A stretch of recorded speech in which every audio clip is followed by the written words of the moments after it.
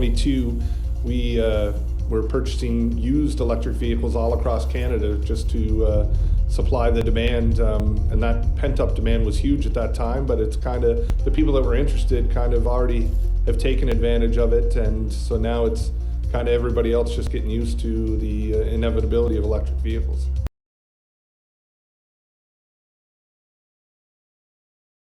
Today, Canada is in a position to raise our climate ambition once again. Our new climate target for 2030 is to reduce our 2005 emission levels by 40 to 45%. Hello everyone, welcome back to another episode of Parts Talk. Thank you for joining me. I appreciate each and every one of you. The electric vehicle dilemma. Why customers are hesitant despite the government EV mandate. While electric vehicles, EVs, are becoming more accessible, they still come with a hefty price tag. The upfront cost of purchasing an EV remains significantly higher than that of traditional gas-powered vehicles.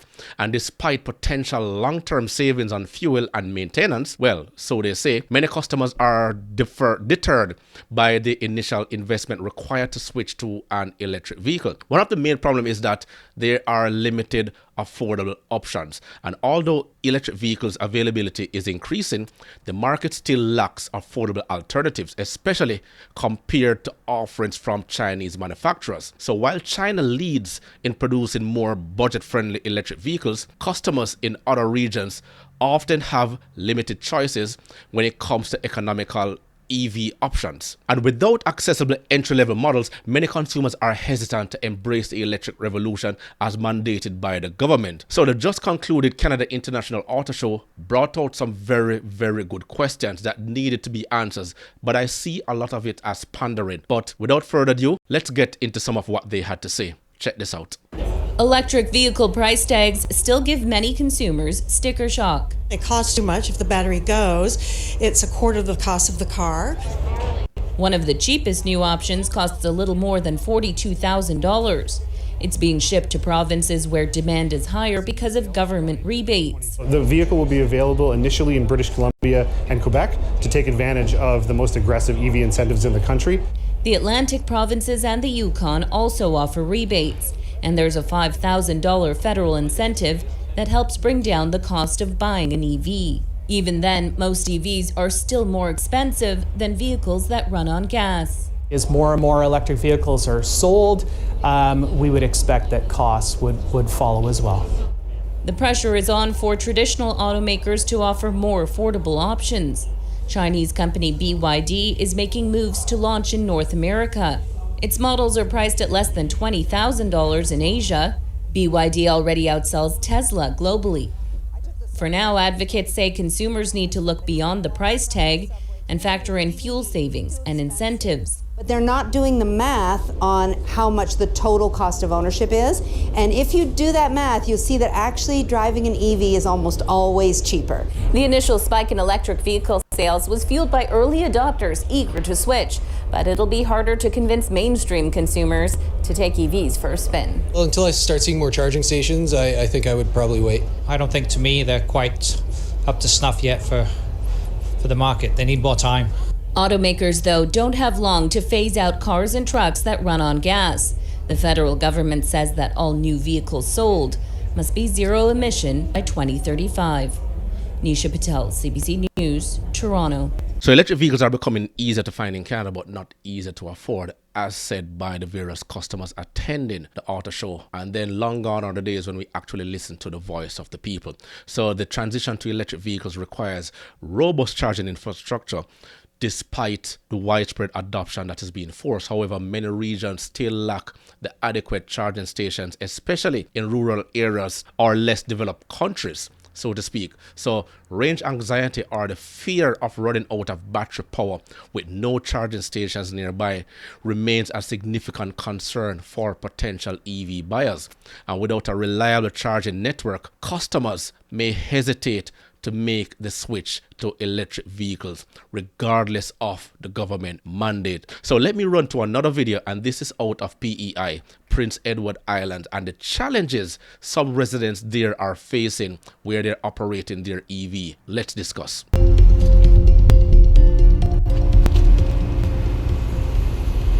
Definitely, availability is becoming much more available in all dealer lots, kind of like other inventory. All our other EV inventory in the last year or 18 months has been pre-sold. So basically anything that landed was just ready to be delivered.